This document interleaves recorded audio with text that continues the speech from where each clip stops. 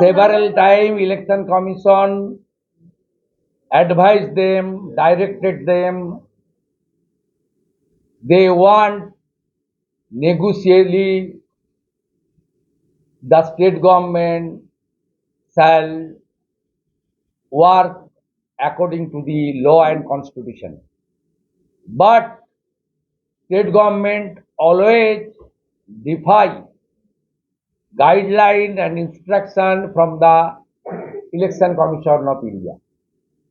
Our appeal and demand with folded hand to ECI, please take appropriate action and do the needful, because Election Commission has ample scope to take any action against the functionaries, those who are appointed by the Election Commission of India.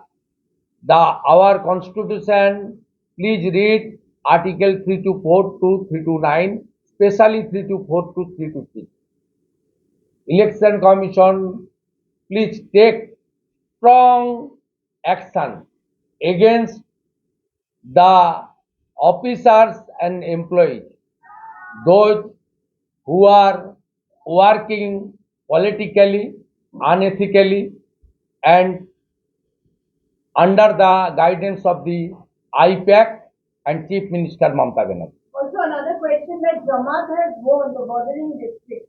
Is it a concern for national security? It's a alarming. It's a very alarming. The extremist force are won the election adjoining the Bengal border.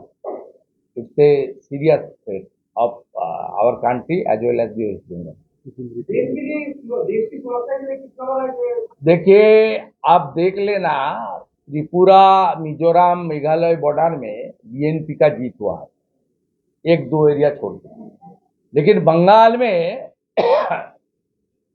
जमात का ज्यादातर हमारी north district का border में हुआ है। इससे very alarming, they are extremist force. इसलिए हमारी 550 किलोमीटर एरिया फेंसिंग नहीं है, सफिशिएंट एडिक्वेट लैंड प्रोवाइड नहीं किया है पश्चिम बंगाल सरकार, due to their high appeasement politics and vote bank politics. इसलिए ये अलार्मिंग है, लेकिन ज्यादा दिन तक चिंता का बात नहीं है। अप्रैल महीने में भाजपा सरकार आ रहा है। हमारी देश का स्वराष्ट्र गृह मंत्री, हमारी नेता अमित शाह जी ने कुछ दिन पहले हमारी कार्यकर्ता सम्मेलन ने बता दिया, ये बीजेपी सरकार आएगा, बीजेपी का chief minister with in 45 days ये बॉर्डर को सील करने के लिए जो काम करना है करेगा। जैसे त्रिपुरा और आसाम में पहले इस तरीके से हालत था, वहाँ बीजेपी सरकार आने का बाद ये जो हमारा जो प्रॉब्लम था रिजॉल्व हो गया। यहाँ भी आने वाला दिन में रिजॉल्व हो जाएगा। अब मान के चलिए अप्रैल तक यहाँ भाजपा सरकार आ जाएगा। हुमायूं कबीर बोल रहे हैं कि अगर कोई भाजपा के लीडर बाबरी मस्जिद तोड़ने के लिए जाए तो उनको 10 फीट जमीन के नीचे गाड़ देंगे।